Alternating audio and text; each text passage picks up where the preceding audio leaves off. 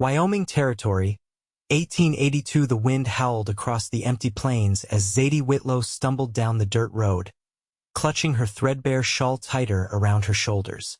Her boots were caked in mud, her dress torn at the hem, but she barely noticed the cold cutting through her. The only thing she felt was the hollow ache in her chest where her baby should have been and the sharp sting of her husband's final words. "You are no good to me now," he had said, his voice as flat as the whiskey bottle he had thrown against the wall. "Get out." Zadie had begged him, hands trembling, tears streaking her face. But Owen had only turned his back and the door had slammed shut behind her. Now she had nothing. No baby, no home, no husband, just the endless Wyoming sky stretching above her and the emptiness inside. The sun was sinking low when she heard the rumble of hooves. She turned, half expecting another blow of bad luck, but the rider who pulled up beside her looked down with something close to concern. "You all right there, miss?" His voice was low, steady. Zadie blinked up at him. He was young, maybe a few years older than her, 21, with a strong jaw, sandy hair tucked under a battered hat, and a look in his blue eyes that was not pity but something gentler. Her throat closed up and she looked away. "I just need to keep moving." The cowboy swung down from his horse in one smooth motion. "Name's Holden Fletcher," he said. "You do not look like you should be out here alone." Zadie tightened her fingers around the shawl. "I do not have a choice." Holden studied her a moment, then nodded like he understood more than she had said. He held out a hand. "Come on. I have a wagon a mile back. Warm fire, hot coffee. You can rest a spell, figure out your next step." Every part of her screamed not to trust him. But her legs were shaking and the sky was sliding into darkness, and something about the way he waited quiet, patient, made her believe he meant no harm. She nodded once and let him help her onto the back of his horse. They rode in silence, the fading light painting the prairie gold and purple. When they reached the wagon, tucked into a small grove of cottonwoods, Holden swung down and helped her carefully to the ground. He set about building a fire, moving with practiced ease, while Zadie sat on a log, her hands curled into the folds of her skirt, feeling useless and small. After a while, he handed her a tin cup. The coffee was strong and bitter, but it warmed her from the inside out. "Thank you," she said, voice hoarse. Holden sat across from her, elbows resting on his knees. "You want to tell me your name?" "Zadie Whitlow," she said. The name felt broken on her tongue. "Zadie," he repeated, like it was something precious. "You from around here?" She shook her head. "Came up from Colorado with my husband. He had work lined up at the sawmill in Laramie." Holden's mouth tightened, but he did not press. I lost our baby 2 weeks ago," Zadie said, staring into the flames. He did not want me anymore after that." Holden was silent for a long moment. Then he said, steady and sure, "That is not your fault." Her throat burned. No one had said that to her. Not the midwife, not the neighbors, not Owen. She blinked hard against the tears. "You did not deserve what happened to you," Holden said, voice rough. Zadie pressed her hands to her face, trying to hold herself together. Holden shifted closer, his movements slow, giving her time to pull away if she wanted. He set a hand lightly on her shoulder. Warm, solid. "You are safe now," he said. The words cracked something open inside her. That night, Zadie slept bundled in extra blankets in the wagon, while Holden kept watch by the fire.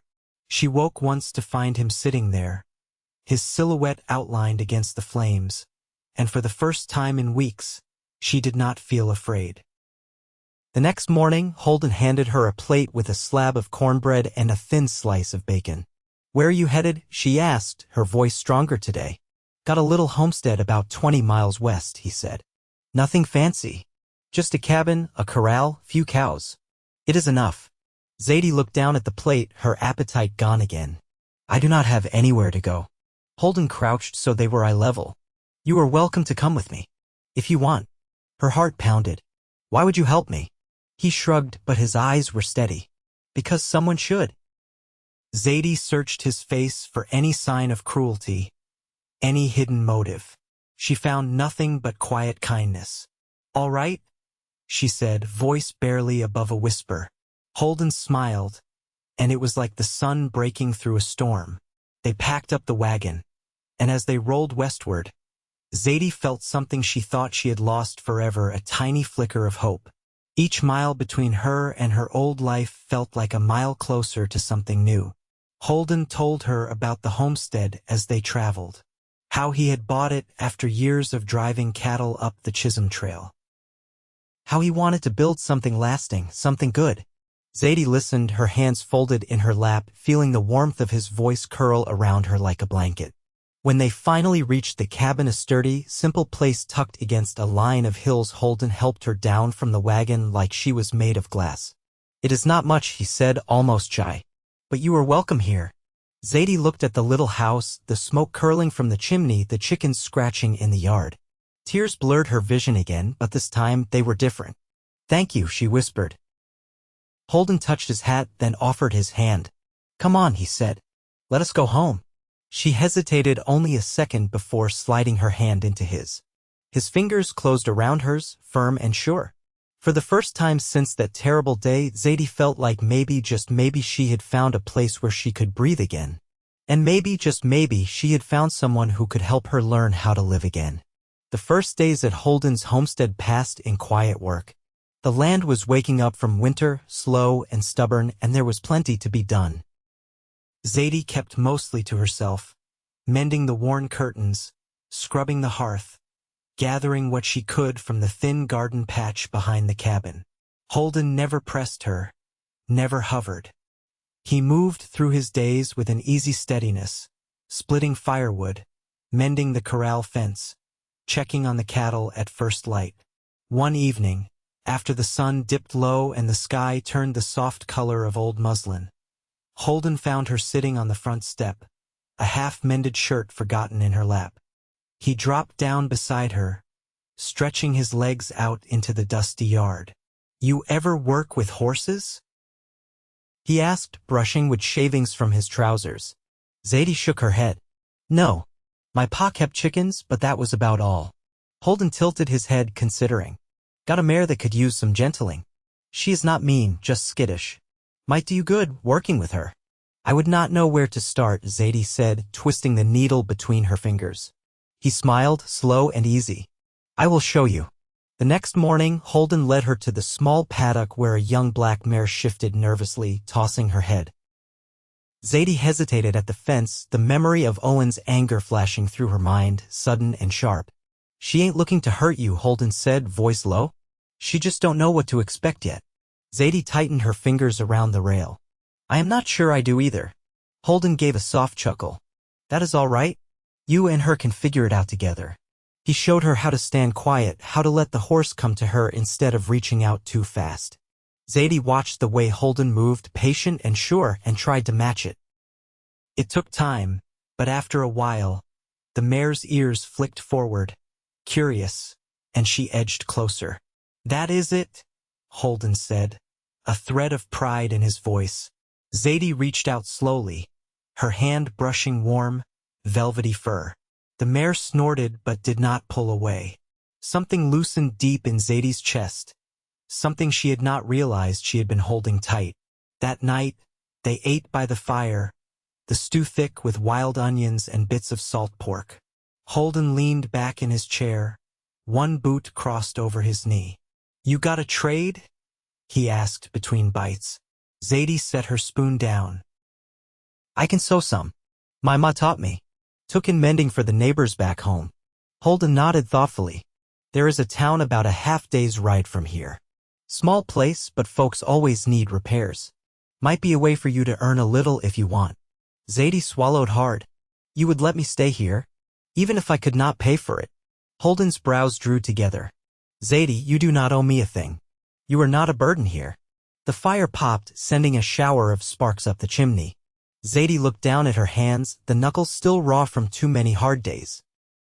"I would like to help if I can," she said, voice steadier now. Holden smiled, the kind that started slow and stayed. "Then you will." In the days that followed, Zadie practiced with the mare each morning. She learned how to move with the animal, how to trust her instincts, how to stand firm when fear whispered at her. In the afternoons, she stitched neat rows of mending for the few neighbors scattered along the old wagon road, trading her work for flour, beans, and once, a jar of precious molasses. One afternoon, as she hung a line of washed linens behind the cabin, Holden came up the path, leading the black mare with a halter slung over one shoulder. "She is yours if you want her," he said, stopping a few paces away. Zadie blinked. "Mine?" Holden nodded. "You earned her trust. That means something." She crossed the yard slowly, her heart thudding. The mare nickered low in her throat, nudging Zadie's hand. "I would be honored," Zadie whispered, stroking the mare's neck. Holden's face softened. "Thought you might." The spring rains came late that year, drumming against the cabin roof in thick, heavy sheets. One evening, after the chores were done and the wind howled around the eaves, Holden brought a battered fiddle out from under his bed. "I am no good," he warned, setting the bow to the strings. "But it keeps the dark from getting too heavy." Zadie curled into the rocking chair with a quilt over her knees, watching as he coaxed a rough, sweet tune from the instrument. It was clumsy in places, but there was a tenderness in the way he played, a kind of aching hope that threaded through every note. When he finished, he set the fiddle down carefully and looked at her, the firelight casting long shadows across his face. "You got anything you miss from back home?" he asked. Zadie thought for a long moment. "We used to bake bread every Sunday," she said at last. "Even when there was barely enough flour to go around. The smell of it, it made you believe things could be good again." Holden's mouth curved into a smile. "Then we had better see about fixing that." The next morning, he rode into town and came back with a sack of flour slung over his saddle. They worked side by side in the tiny kitchen, Zadie showing him how to knead the dough while he listened, brow furrowed in concentration. When the first loaf came out of the oven, golden and steaming, Zadie tore off a piece and handed it to him. Holden took a bite, chewed thoughtfully, and said, "Tastes like hope." Zadie laughed, the sound surprising both of them. It was not love yet, not fully, but it was something strong and certain, growing steady as the wheat in the fields beyond the hills. And neither of them was afraid to let it take root. The days stretched longer as spring deepened, and with the steady rhythm of work and small kindnesses, something unspoken but certain grew between Holden and Zadie. One afternoon, after a morning spent repairing a broken gate latch, Holden found Zadie kneeling in the garden, her skirts dusted with soil, coaxing new shoots from the stubborn earth. He watched her for a moment before stepping closer. "You ever think about planting more?" he asked, his voice easy, careful not to startle her. She brushed a lock of hair from her forehead, leaving a smudge of dirt across her temple. "I would like to," she said. "Maybe some squash. Beans, if we can find seeds." Holden crouched beside her, the rich smell of damp soil filling the air. "I will see what I can trade for in town next week." Zadie smiled, small and real, and went back to patting the earth around a thin green sprout. Later, as the light softened into evening, Holden saddled the mare, now fully Zadie's, and led her to the rail beside the cabin. "You are ready," he said simply. Zadie wiped her hands on her apron, heart jumping a little. She had not ridden since she was a girl, and even then it had been a sway-backed mule more stubborn than kind. "I do not know," she said, hesitating. Holden rested his hand on the mare's neck. "She trusts you. That is enough." After a long breath, Zadie clambered into the saddle, her hands tight on the reins. The mare shifted under her, but Holden kept a steady hand under the bridle until Zadie found her seat. "You are doing fine," he said.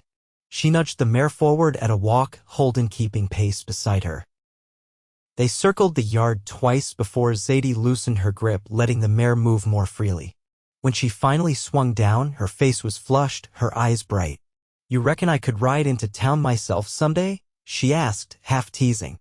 Holden chuckled. "I reckon you could ride clear to the Rockies if you wanted." That night, after the dishes were cleared and the fire burned low, Holden reached for a worn book from the narrow shelf above the hearth. "Found this years ago," he said, holding it out. "Thought you might like it."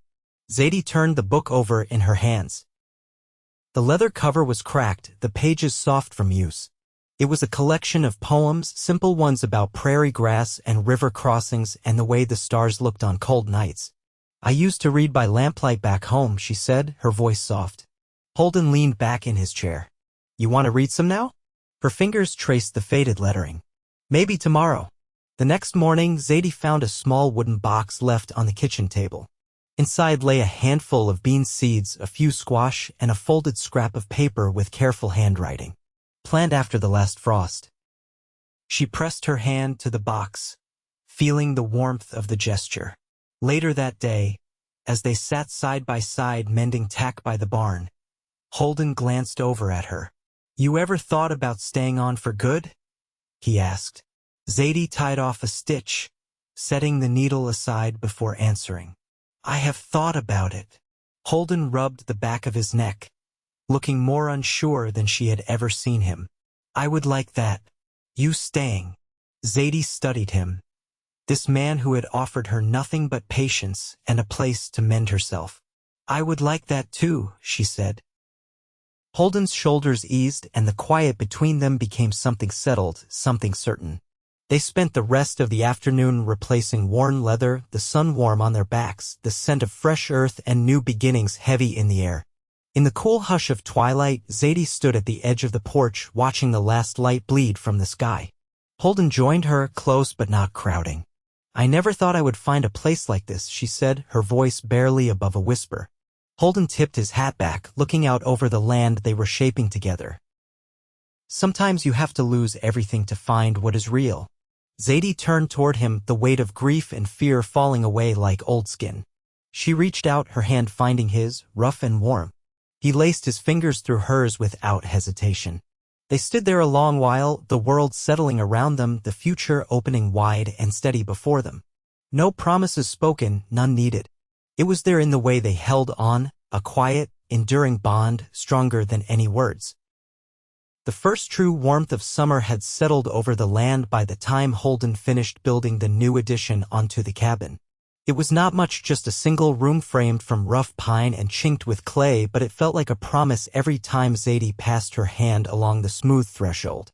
One evening, as the air grew thick with the scent of wild sage, Holden drove a few nails into the last window frame while Zadie stood inside, brushing dust from the floorboards with a broom made from bundled reeds.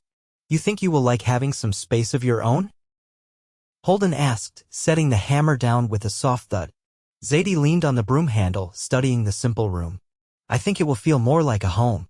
Holden wiped his hands on his trousers and looked at her in that way he sometimes did, steady, as if he was weighing something important. I was thinking, he said, voice low, maybe it ought to be our home. Together. Zadie's fingers tightened around the broom.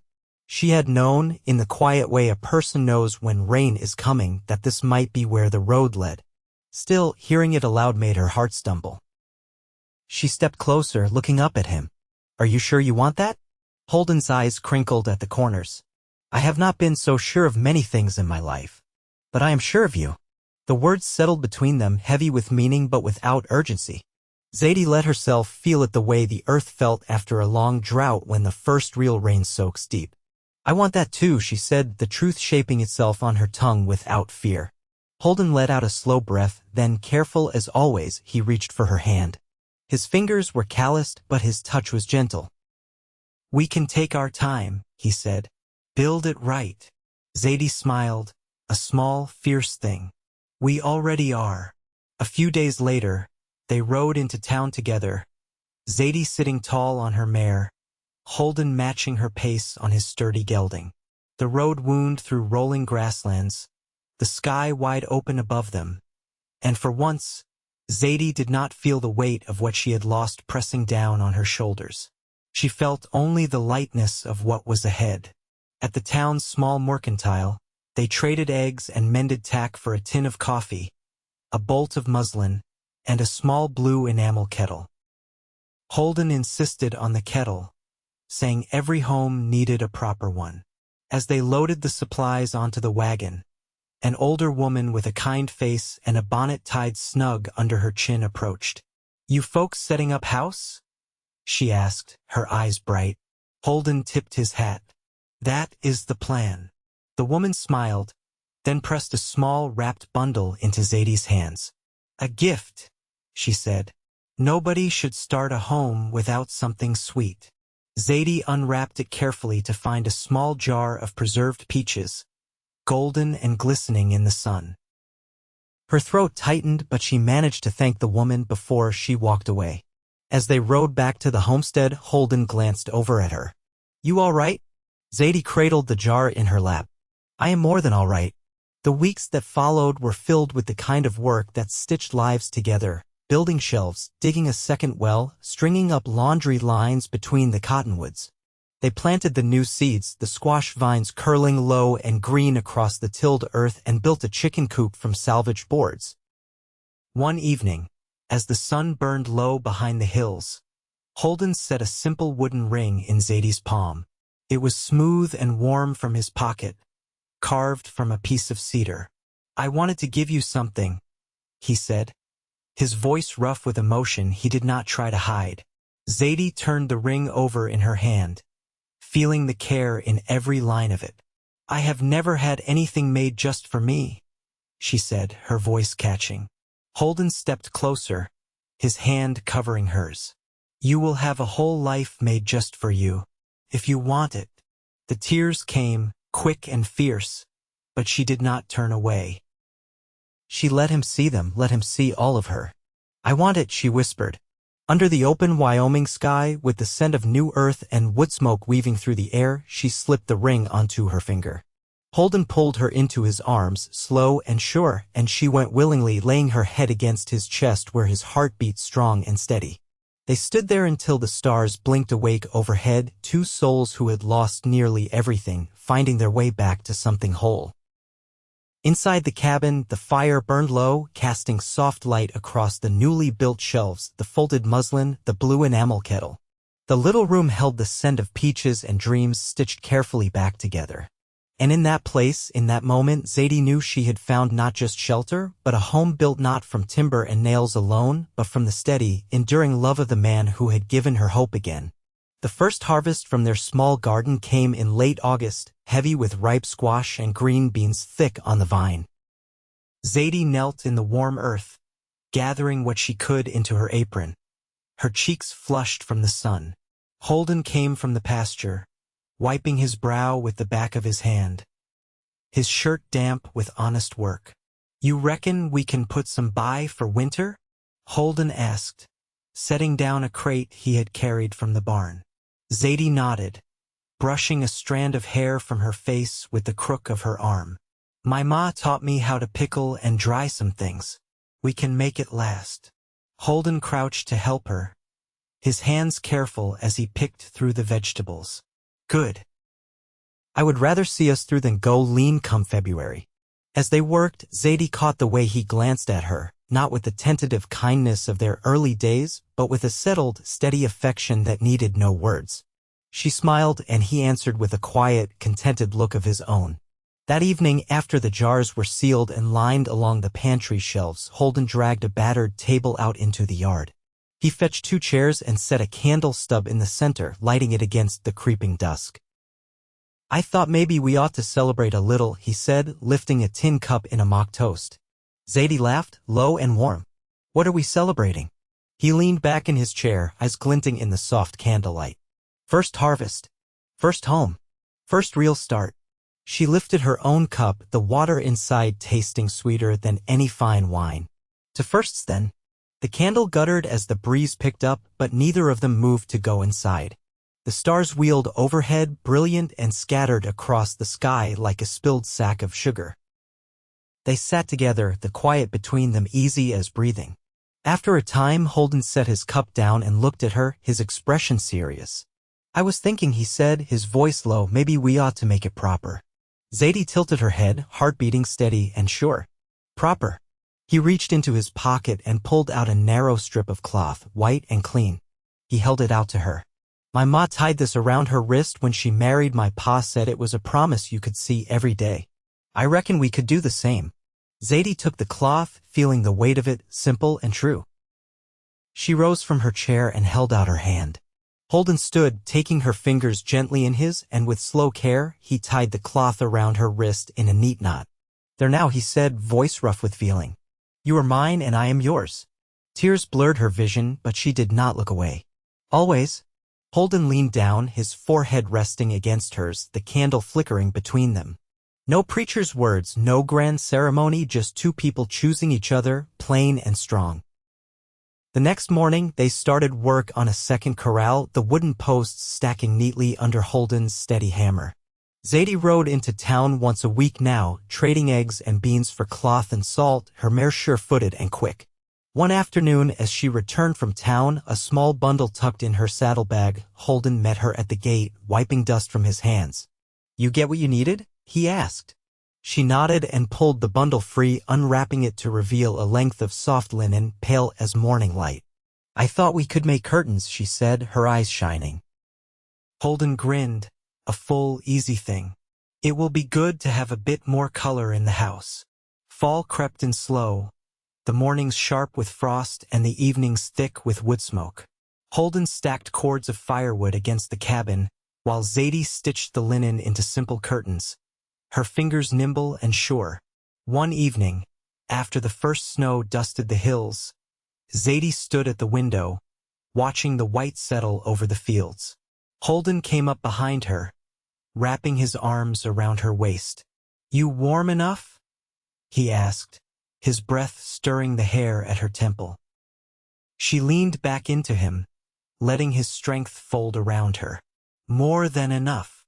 Together, they watched the snow fall, the cabin wrapped in quiet and warmth. Years later, the little homestead stood strong against the Wyoming winds, the garden stretching wider, the chickens clucking contentedly in their coop. Zadie moved easily through her days, the linen curtains still hanging bright in the windows, the cedar ring warm against her finger. Holden built a new barn in the summer of their 5th year, his hair sun-bleached and his hands steady. Zadie tended a second garden plot, her skirts brushing the tall grass as she worked.